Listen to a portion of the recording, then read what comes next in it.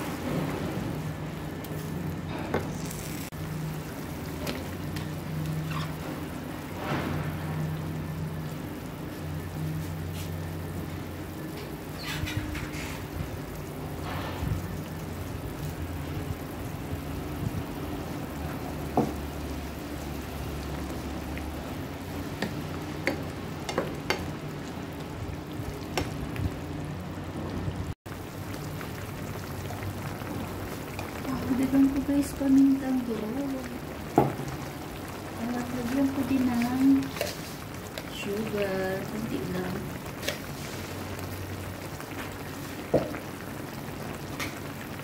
At lagyan natin ng konting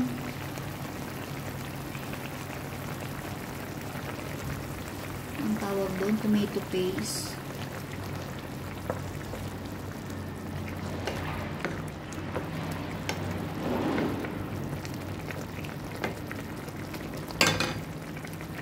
Ilagay ko na to guys isda para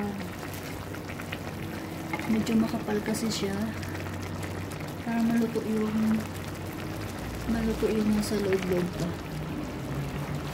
At kumapit yung lasa sa isda guys. Ayan, ang ganda na guys. Tingnan nyo guys. At meron pa akong isang bell pepper guys. Yung kulay red. Medyo maliliit kasi yung hiwa niya. Isasama ko na din ito guys para madaming gulay. Ayan. Ayan guys, maganda ang kulay guys. Healthy na, masarap pa. Ayan guys.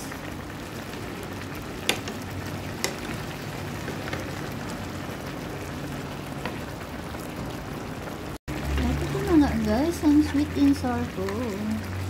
Sweet and sour na lapu-lapu guys. Medyo di malapot yung sabaw. Pero okay lang yan guys. Ako naman ang kakain.